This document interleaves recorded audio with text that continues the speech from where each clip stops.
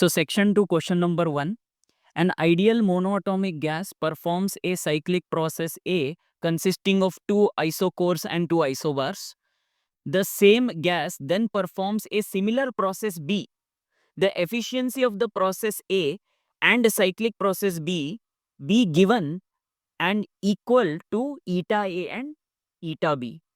In both processes, delta P 21 and delta P 32 is equal to delta P only, and delta V 21 and delta V 32 is equal to delta V. Their numerical values are unknown. So then they are asking, we have to verify these 4 options. Let's read.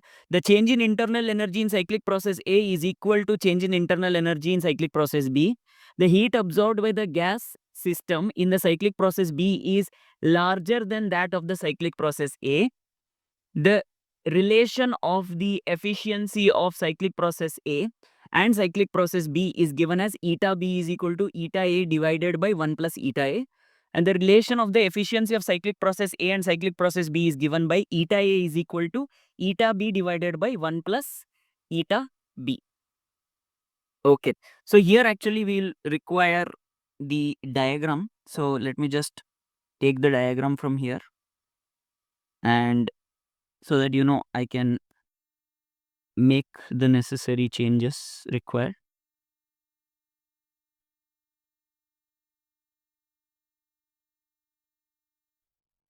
Okay. So as per the question, they have told delta P and delta P in both processes are same. So this one is delta P and this is also delta P. This one is delta V and this is also delta V. So one thing I can say, work done in cycle A is equal to work done in cycle B is equal to delta P into delta V. Basically area enclosed by the cycle. That is the first thing I am thinking of. Second thing, what I am getting is the change in internal energy in cycle A and change in internal energy in cycle B will both be equal to 0. Because in all cyclic processes, change in internal energy is always equal to 0.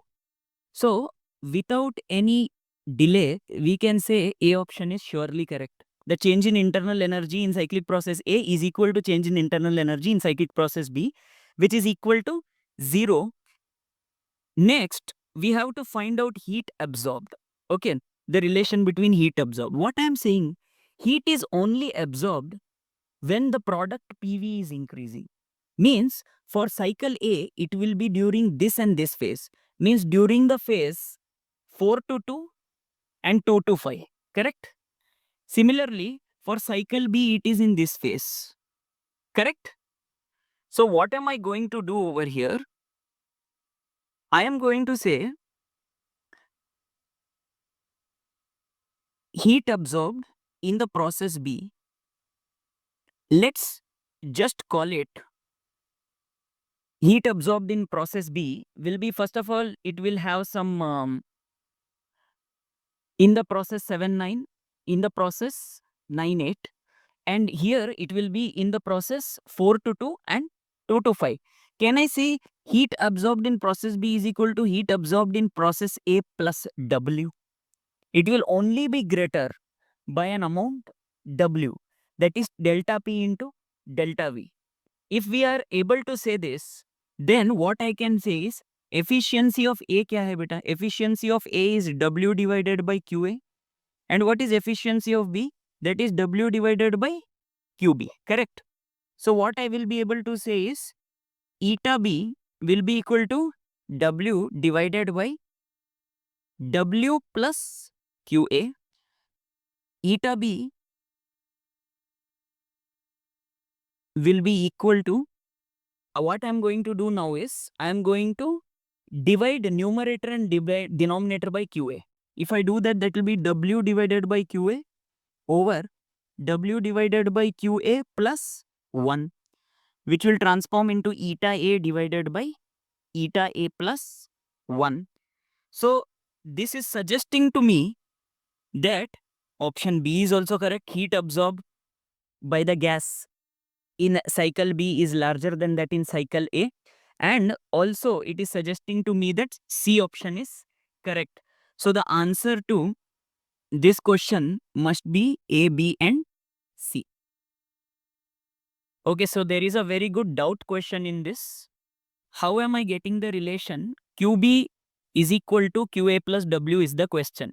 So this relation can be easily obtained by comparing area under the process 9.8 in which the heat is absorbed and area under the process 2.5 under which the heat is absorbed in process A.